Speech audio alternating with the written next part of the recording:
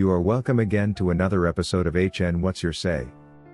The #1 listening show where we discuss real issues with real people like you. We are still featuring R. Kelly. Real name Robert Sylvester Kelly.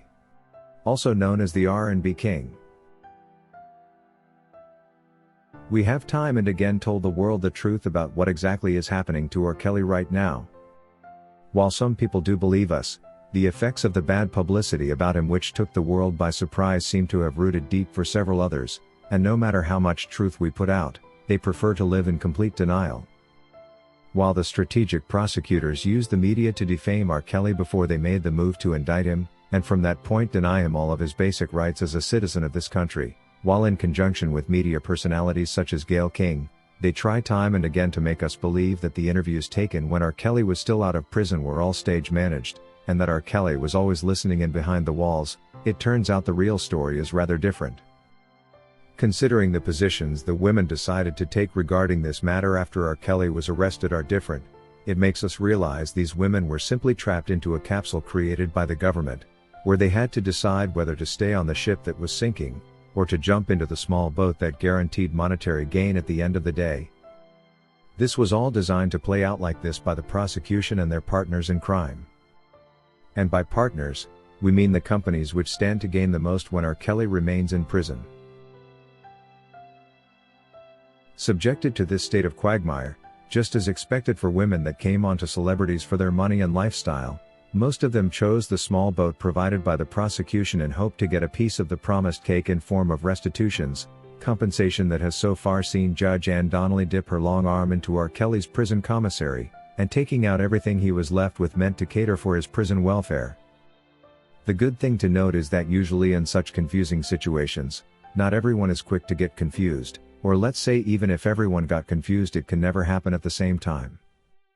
Even after R. Kelly was taken into custody, 2 of his girlfriends remained at his high-rise apartment in the Trump Towers and continued to religiously defend him. It was not until they got involved in their own altercation that they begun to deflect from the reality and take different paths, but even after all this, Jocelyn Savage has continued to tell the truth about what the government is after, and how she does not intend to be a part of this ugly takedown of the R&B King. In a speech read out by Joycelyn to TMZ reporters, she exposes the government and everyone else involved on this case, making it clear how they are simply lying on R. Kelly. According to Joycelyn, the claims that R. Kelly abused her are all simply nonsense, considering none of it is true. She says she was never abused in any way and was instead taken good care of. Joycelyn makes it clear how the government is in a racket to assassinate R. Kelly's name, his music career and character. She also raises concerns about the involvement of the media and telling all kind of lies on him, suggesting it will make it difficult for him to ever get a fair trial. By saying this, Joycelyn makes a very important point which even trained judges could not comprehend during the 2 trials both in New York and Chicago. She goes on to say R. Kelly is the best thing that has ever happened to her, and that she went to see him in prison every 2 weeks. I am truly tired of all the lies that they are saying about the man we love so much. Another shocking revelation Joycelyn Savage makes during this speech is how someone likely paid by the government was impersonating her on Instagram, and saying all kinds of things to make the world think that she was against Robert. This serves to show us just how far the government and their partners are willing to go to make sure R. Kelly remains in prison.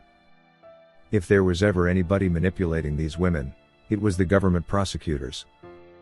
If there was ever any form of racketeering that targeted anybody, it was the government that teamed up to influence the case against R. Kelly, and to make sure he was muted and locked up for the rest of his life. So who is fooling who? Watching this makes me reflect on how Gayle King managed to convince the world that the day she interviewed the 2 women, R. Kelly was in the background influencing what they said and what they didn't say.